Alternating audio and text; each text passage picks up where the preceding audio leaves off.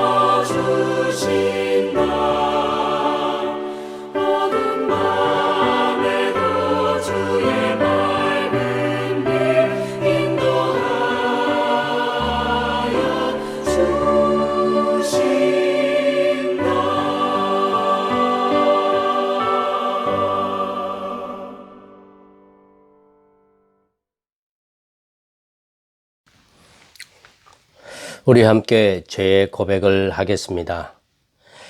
주님, 멀리 떠났던 몸이 다시 돌아왔습니다. 주님께 바쳐야 할 가장 귀한 시간들을 세상 앞에서 낭비하며 보내버렸습니다. 이제는 병약해진 몸에 죄의 짐이 무겁게 어깨를 내려 누르고 있습니다. 갈수록 무거워지는 그 짐은 저희들의 영혼마저 주저앉히려 합니다. 이 세상의 어떤 것도 이 병을 치료할 수 없었습니다.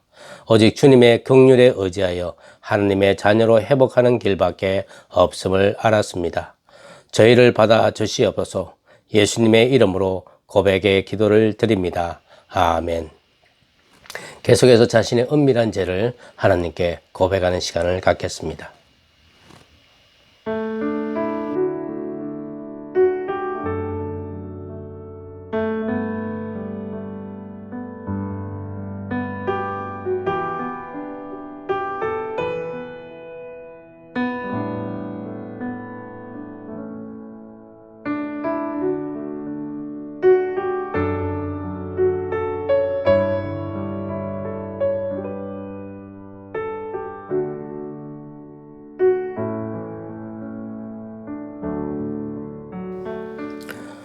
하나님께서 죄를 고백한 여러분에게 복된 소식을 들려주십니다.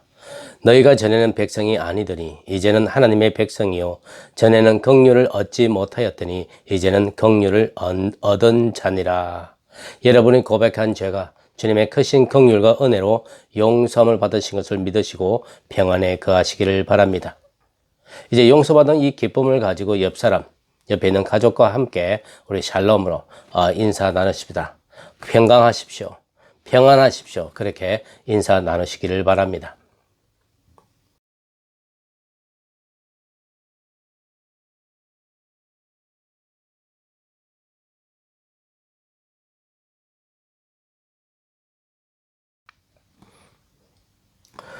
오늘 우리에게 주시는 하나님의 말씀은 누가복음 16장 1절로 13절의 말씀입니다.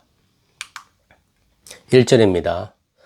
또한 제자들에게 이르시되 어떤 부자에게 청지기가 있는데 그가 주인의 소유를 낭비한다는 말이 그 주인에게 들린지라. 주인이 그를 불러 이르되 내가 네게 대하여 들은 이 말이 어찌됨이냐. 내가 보던 것을 세마라. 청지기 직무를 계속하지 못하리라 하니 청지기가 속으로 이르되 주인이 내 직분을 빼앗았으니 내가 무엇을 할까. 땅을 파자니 힘이 없고 빌어먹자니 부끄럽구나. 내가 할 일을 알았도다. 이렇게 하면 직분을 빼앗긴 후에 사람들이 나를 자기 집으로 영접하리라 하고 주인에게 빚진 자를 일일이 불러다가 먼저 온 자에게 이르되 내가 내 주인에게 얼마나 빚졌느냐. 말하되 기름 100말이니이다. 이르되 여기 내 정서를 가지고 빨리 앉아 50이라 써라 하고 또 다른 이에게 이르되 너는 얼마나 빚졌느냐. 이르되 밀 100석이니이다. 이르되 여기 네 정서를 가지고 80이라 써라 하였는지라. 주인이 이 옳지 않은 청지기가 일을 지혜 있게 하였으므로 칭찬하였으니 이 세대의 아들들이 자기 시대에 있어서는 빛의 아들들보다 더 지혜로움이니라. 내가 너희에게 말하노니 불의의 재물로 친구를 사귀라. 그리하면 그 재물이 없어질 때에 그들이 너희를 영주할 처소로 영접하리라. 지극히 작은 것에 충성된 자는 큰 것에도 충성되고 지극히 작은 것에 불의한 자는 큰 것에도 불의하느니라. 너희가 만일 불의한 재물에도 충성하지 아니하면 누가 참된 것으로 너희에게 맡기겠느냐. 너희가 만일 남의 것에 충성하지 아니하면 누가 너희의 것을 너희에게 주겠느냐. 집 하인이 두 주인을 섬길 수 없나니 혹 이를 미워하고 저를 사랑하거나 혹 이를 중히 여기고 저를 경히 여길 것임이니라. 너희는 하나님과 재물을 겸하여 섬길 수 없느니라. 하나님의 말씀입니다. 아멘. 우리 함께 기도하겠습니다. 하나님 아버지, 이 시간은 우리가 하나님의 말씀을 듣는 시간입니다. 하나님, 우리가 온 마음과 뜻과 정성을 다하여 하나님 말씀에 집중할 수 있도록 해주시고 주께서 우리에게 말씀하실 때에 우리의 심령이 쪼개질 때에 하나님 저희가 회개하게 하옵시고 주님께로 돌아가도록 인도하여 주시옵소서. 하나님 우리에게 주시는 말씀을 늘 달고 오무한 말씀으로 우리에게 다가오기를 간절히 소원하고 바라오며 이 모든 말씀 예수님의 이름으로 간절히 기도드리옵나이다. 아멘.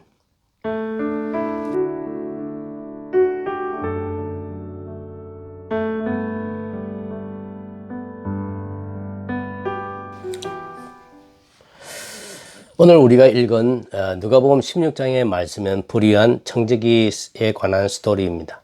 여러분들이 잘 알고 있는 그런 이야기입니다. 청지기, 다른 말로 하자면 집사입니다.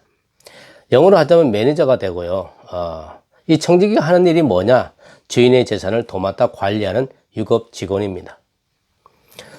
재산을 관리한다고 하는 것, 재산 증식을 위해서 투자도 하고요. 건물이나 땅도 주인 대신에 매입하기도 하고 매매하기도 하고 돈을 융자해 주기도 하면 다른 등등 재산을 동원해서 할 수 있는 일, 재산을 증식하는 그 모든 일들을 청지기에게 맡겨진 책임이었습니다.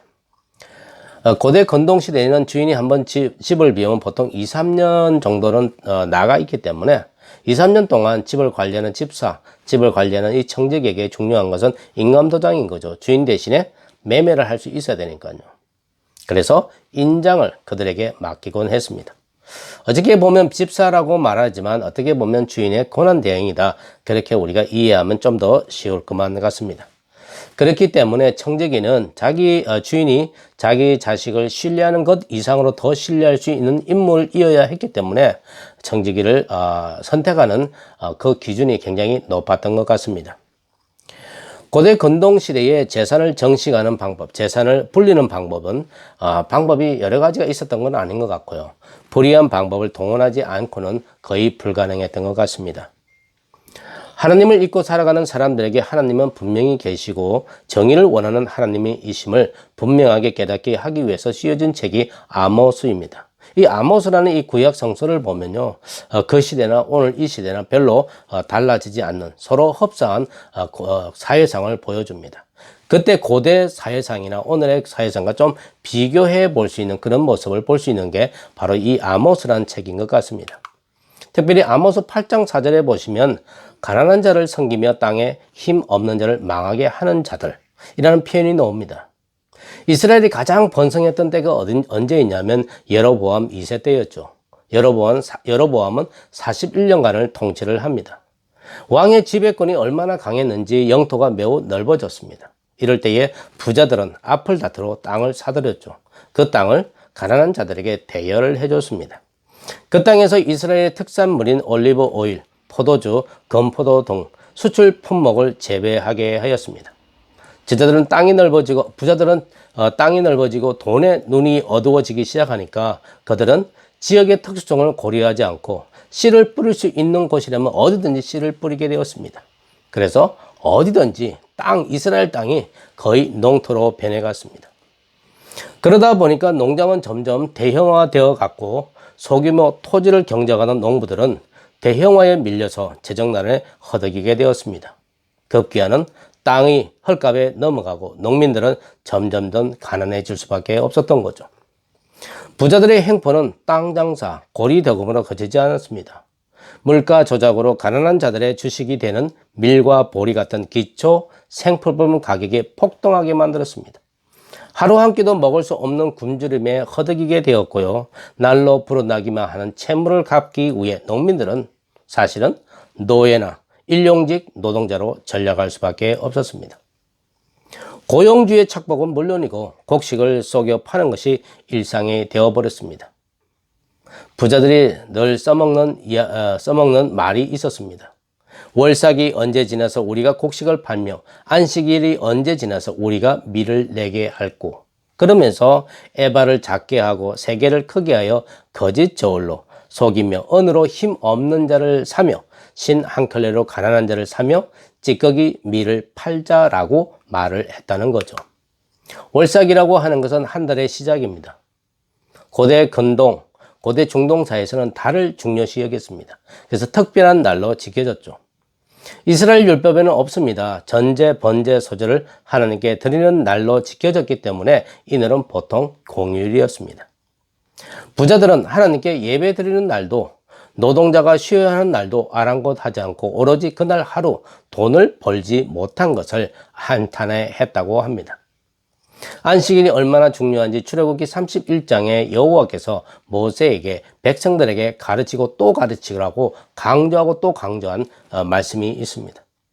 나와 너희 사이에 너희 대대의 표징이니 나는 너희를 거룩하게 하는 여호와인 줄 너희가 알게 함이라. 엿새 동안은 일할 것이나 일곱째 날은 큰 안식일이니 여호와께서 거룩한 것이라. 나 여호와가 엿새 동안에 천지를 창조하고 일곱째 날에 일을 마치고 쉬었음이니라. 하나님과 이스라엘 백성 사이에 맺은 약속을 계약 혹은 언약이라고 합니다. 개인과 하나님 사이에 맺은 언약은 할례를 행하는 것이고요. 이스라엘 나라와 맺은 언약은 안식일을 지켜 행하는 것입니다. 그래서 이스라엘은 개인이 맺은 할례의 언약보다는 이스라엘이라는 공동체가 맺은 언약을 더 중요시 여겼습니다. 왜 그런가 하면 이 안식일의 정신은 나 여호와가 엿새 동안에 천지를 창조하고 일곱째 날에 쉬었음이니라에서 나오기 때문인 거죠. 전지전능하신 하나님께서 6일 일하셨다고 힘드니 하루는 쉬어야겠다고 하실 분이 아니라는 거죠. 하나님은 지치지 않습니다. 그런데 그런 표현을 안식일을 거룩하게 지키는 데 사용하고 있습니다. 누구를 위해서 그렇습니까? 애굽에서 400년 동안 강제 노역에 끌려가 노동자 노예들이었던 이스라엘 민족의 조상들을 잊지 말라는 하나님의 당부가 섞여 있는 말씀입니다. 그래서 안식일에 누구든지 일하면 죽인다고까지 하셨습니다. 그렇게 하지 않으면 약자를 보호할 수 없기 때문이죠. 가난한 자는 끊임없이 부자들에게 수탈당할 수밖에 없기 때문에 하나님께서 안식일을 거룩하게 지키라 하셨습니다. 부자들은 노동자를 쉬게 하라는 명령인 거죠. 그런데 이스라엘 상류층은 뭘 했습니까? 안식일을 지키는 신용만 했다고 하는 겁니다. 실제로 이 안식일에 혜택을 입어야 할 가난한 자들이 쉴 수 없으리만치 무거운 빚더미에 올려놓은 채 쉬라고 하면 쉴 수 있겠습니까? 그렇게 해놓고 에바를 작게 하고 세계를 크게 하여 거짓 저울로 속이는 것이 부자였습니다. 가난한 자들이 돈을 빌리러 오면 가벼운 추를 사용하고 빚을 갚으러 오면 무거운 추를 사용하여 이중으로 착복하는 수법을 아주 당연하듯이 적용했다고 하는 겁니다. 힘없는 자, 가난한 자를 사고 팔고 하는 행위를 율법은 엄히 금하고 있지만 부자들은 율법을 무서워하지 않았습니다. 율법은 가난한 자를 구제하라고 규정하고 있지만 부자들은 구제하기는커녕 신 한 켤레의 값으로 장사를 했다고 하는 겁니다. 부자들의 가난한 자를 속이는 행위는 찌꺼기 밀까지도 팔아먹자, 먹을 수 없는 밀의 껍질까지도 팔아먹을 정도로 양심불량이었다고 하는 겁니다. 율법을 만몬에게 저당잡힌 이스라엘의 부자들, 그들의 꽃이 풀린 탐심이 이스라엘을 지도해서 그 이름을 사라지는 심판을 받게 되었습니다. 오늘날도 그때와 별로 달라진 것은 없습니다. 지금은 합법적인 고리 대금으로 극빈자들 더 극빈자로 살아가게 만듭니다. 간단한 한 예로 우리 은행 어카운트를 한번 보실까요? 우리 은행 어카운트 최소 금액이 얼마입니까? 기본적으로 킵해놓은 밸런스가 300불에서 500불이죠. 최저 밸런스를 지키지 못하면 수수료가 15불 내지 30불을 내야 됩니다. 빈곤 가정에서 300불 여유 자금이 가능합니까? 300불에서 500불의 여유 자금이 있을 리가 없는 거죠. 빈곤층 지역에 있는 동네 마켓들이요. 지금은 이 푸드스탬프가 이 데비카드처럼 모으니까 이런 일은 없습니다. 그러나 예전에는 이런 일들이 많았다고 합니다. 푸드스탬프가 체크로 놓을 때에 그것을 교환해 줄 때 보통 25불의 수수료를 받아 챙겼다고 합니다. 극빈자에게 돈을 캐시로 만들어 준다는 빌미를 걸어서 25%, 200불 가져오면 40불, 이게 수수료로 뗀다고 하는 거죠. 이렇게 극빈자의 돈을 갈취하다시피 해서 벌었다고 하는 그 수입을 가지고 하나님께 헌금을 했을 때 하나님은 받아주셨을까요? 가난한 자를 쥐어짜서 얻은 수입은 과연 합당한 걸까요? 우리 믿는 자는 고민을 해봐야 합니다. 이 나라의 부자는 빈곤층을 더욱 빈곤하게 만들어 돈을 벌어들이는 것만 같습니다. 빈곤은 계속 대물림하게 마련입니다. 그들은 아무리 빈곤에서 해방되려고 하더라도 빈곤층이 물건을 비싸게 살 수밖에 없는 경제 구조가 있는 한은 빈곤층에서 해방될 길이 없습니다. 그런 빈곤이 밀리고 밀려서 만들어내는 게 뭡니까? 범죄입니다. 생계형 범죄인 거죠. 누가복음 본문의 청지기도 주인의 재산을 정식시켜주면서 그 사이에서 자기 주머니도 채웠던 것 같습니다. 그런데 주인을 속이려고 했으면 아주 철저하게 속였으면 되는데 그렇게 하지 못했던 것이 그의 실수였습니다. 이 청지기와 거래한 자들 중에 누가 주인에게 자기의 비리를 고자질할 거라는 생각을 미처 못했던 거죠. 그 먼 거리에 있는 주인에게 호소문을 보낼 줄 몰랐다고 하는 겁니다. 먼 길을 떠났던 주인이 예고도 없이 새벽에 이 청지기를 주인의 집무실로 호출을 했습니다. 주인이 그에게 말합니다. 너 어떻게 이럴 수 있냐? 내 재산을 갖고 네 마음대로 해? 너 눈에는 내가 뭘로 보이냐? 내가 가난한 자들의 돈이나 뜯어먹는 고리대금 업자냐? 버럭 화를 내면서 말합니다. 내게 네가 보던 일을 세마라. 그리고 오늘부터 너 해고야. 당장 나가라고 호통을 칩니다. 여기서 보던 일을 세마라. 재산 재정 보고하라는 겁니다. 주인의 것을 원래 자리로 돌려놓으라고 하는 겁니다. 청지기가 곰곰이 생각을 해봅니다. 내가 지금 은퇴할 나이가 되었는데 이 집에서 쫓겨나면 땅을 판다고 먹을 것이 나올까? 그렇다고 남의 집에 가서 일용직 노동자로 취직해서 일하면 내가 좀 나아질까? 아무리 생각을 해봐도 해답이 나오지 않습니다. 그러던 중에 묘안이 하나 떠올랐습니다. 이렇게 하면 주인에게 쫓겨나지 않을 수도 있고 내침을 당해도 빌어먹을 신세는 안 될 그런 묘안이 떠올랐다고 하는 거죠. 이 청지기는 우선적으로 자기 주인이 어떤 사람인지를 다시 한번 생각해 보았습니다. 자기의 주인은 율법을 지키는 자였습니다. 안식일을 거룩히 지키는 자였습니다. 탐욕이 판치는 세상이라 할지라도 하느님 앞에서 사람의 본분을 지키는 자였습니다. 그래서 청지기는 주인에게 빚진 자들을 불러다가 빚을 탕감해 주었습니다. 이렇게 하면 이 청지기가 그동안 장부상으로 착복한 만큼을 줄이고 채무자 친필로 다시 쓰게 하여 청지기의 횡령에 대한 증거 자료를 미리 없애버림으로써 주인의 의심을 피할 수 있고 현실적으로 빚을 탕감해 주었기 때문에 청지기에서 해고되더라도 빚을 탕감받은 자들이 자기를 도와줄 수 있다는 치밀한 계산 아래 장부 조작을 했습니다. 그런 후에 장부를 주인에게 갖다 주니까 주인이 그동안 수고했다며 칭찬을 해주었다 하는 겁니다. 여기서 주인이 청지기를 칭찬한 것은 청지기가 한 일이 잘한 것이다 라는 것 결코 아닙니다. 그가 행동은 바르지 않습니다. 절대로 본받으면 안 되는 부정행위입니다. 그럼에도 불구하고 주인이 그의 행동에 칭찬을 한 것은 결산의 때에 주인의 마음을 읽었다는 것입니다. 주인의 재물로 가난하여 빚을 제때 갚지 못하는 자들에게 탕감해주는 긍휼을 베풀었다는 데 있습니다. 주님은 말씀하시죠. 불의의 재물로 친구를 사귀라. 그리하면 그 재물이 없어질 때에 그들이 너희를 영주할 처소로 영접하리라. 이 말씀은 수단과 방법을 가리지 말고 돈을 벌어서 불길한 미래에 혹시나 일어날 수도 있을 일에 대비해 주변 사람들과 친하게 지내라는 뜻이 결코 아닙니다. 청지기에게 주인이 말하기를 이 세대의 아들들이 자기 시대에 있어서는 빛의 아들들보다 더 지혜로움이니라 했습니다. 이 세대의 아들들은 불신자들입니다. 빛의 아들들은 믿는 자입니다. 자기 시대에 있어서는 이 말은 이 땅의 현실적인 삶을 살아감에 있어서 불신자가 믿는 자들보다 더 영악하게 살아간다는 뜻입니다. 이 땅이 불신자에게는 전부이죠. 그렇기 때문에 돈만 사랑하고 돈을 모으는데 천부적인 소질을 발휘한다는 것입니다. 하지만 빛의 자녀들, 빛의 아들들은 누굽니까? 믿는 자들은 이 땅이 마지막이 아닌 거죠. 천국, 하나님 나라가 있기 때문에 이 세대의 아들들이 살아가는 방법으로 살지 말아야 하나님 앞에서 지혜롭다 칭찬을 받는다고 주님은 말씀하고 있는 겁니다. 재물 자체는 악하다 선하다 할 수 없는 거죠. 그 재물을 소비하는 사람의 목적에 따라 불의한 재물이 될 수도 있고 그렇지 않을 수도 있습니다. 이 세대의 아들들이 자기의 아들과 풍요를 목적으로는 자기 시대만 살 때는 불의한 재물이 되는 것이고, 빛의 아들들이 하나님께 영광이라는 목적을 갖고 하나님의 시대를 살아갈 때 그 불의한 재물을 어렵게 사용하면 어려운 재물이 된다는 것입니다.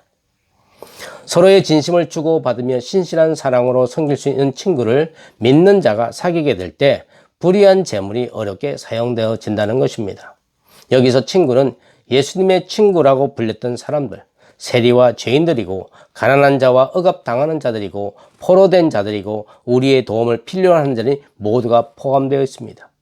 이들을 위해서 불의한 재물이 사용되어질 때 그 재물은 어려운 재물이 되는 것입니다. 그렇게 사귄 친구가 천국에서 너를 맞이할 것이라는 이 뜻으로 믿는 자에게 상급이 있음을 시사하고 있습니다. 지극히 작은 것에 충성하는 자는 관리하는 자를 말하는 거죠. 관리는 점검을 뛰어넘어 물건 사용도를 아는 자를 말합니다. 돈을 모으면 쓰게 말은 아닙니까? 정직하게 돈을 만들고 정직하게 돈을 사용하라고 하는 것입니다. 오늘 말씀은 인생의 결산을 맞이하게 될 때가 우리에게 다가온다는 것이죠.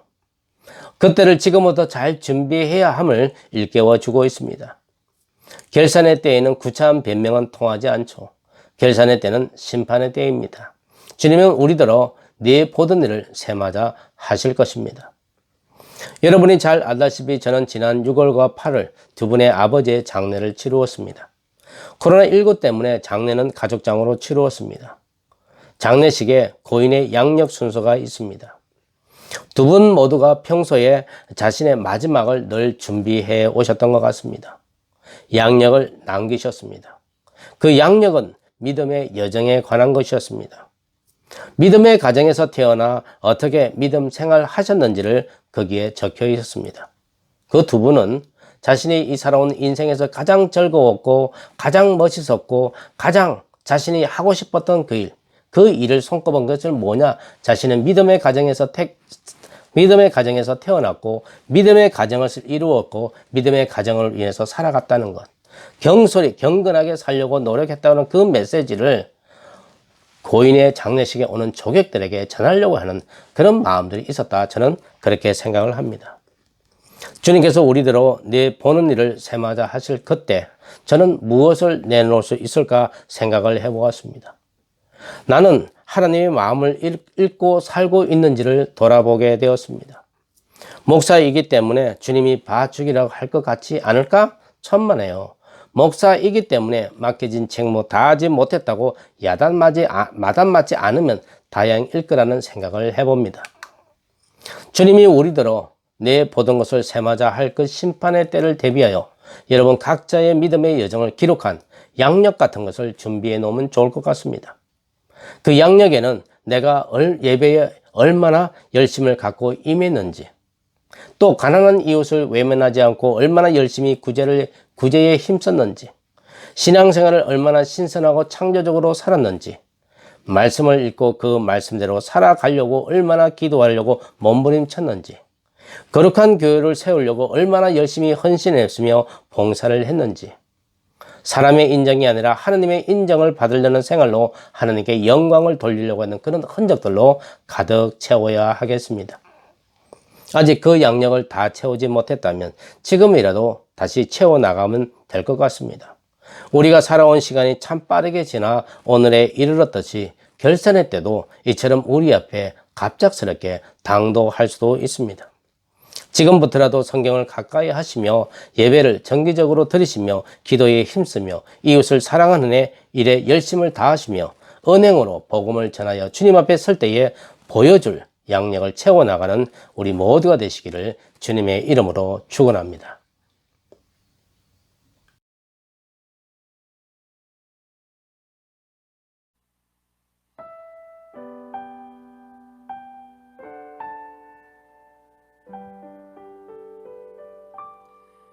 저 장미꽃 위에 있을 아직 맺혀 있는 그때에 귀에 흐르니 소리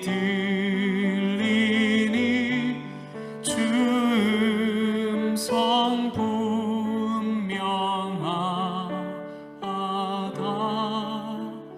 주가 나와 동행을 하면서 나를 친구 삼으셨네. 우리 서로 받은 그 기쁨은 알 사람이 없도다. 그 정한 주의 음성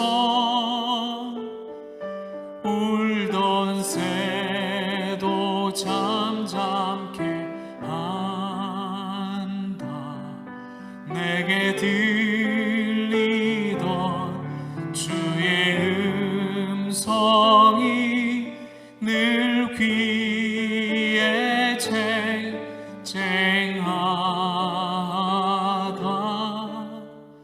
주가 나와 동행을 하면서 나를 친구 삼으셨네. 우리 서로 받은 그 기쁨은 알 사람이 없도다. 밤 깊도록 동산 아래 주와 함께 있으려 하나. 괴로운 세상에 할 일 많아서 날 가라며 하신다. 주가 나와 동행을 하면서 나를 친구 삼으셨네. 우리 서로 받은 그 기쁨은 알 사람이 없도다.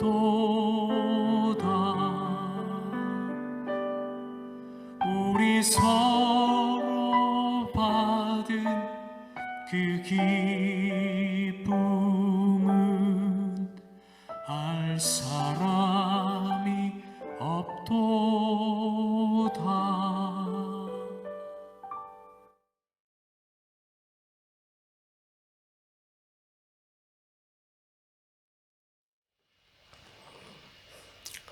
하나님께서 주시는 말씀을 가지고 주님의 이름으로 나아가십시오. 예수 그리스도께 충성을 다하고 그가 우리에게 주신 계명대로 서로 사랑하십시오. 주 예수 그리스도의 은혜와 하나님의 사랑과 성령의 교통하심이 너희 무리와 함께 있을지어다. 아멘.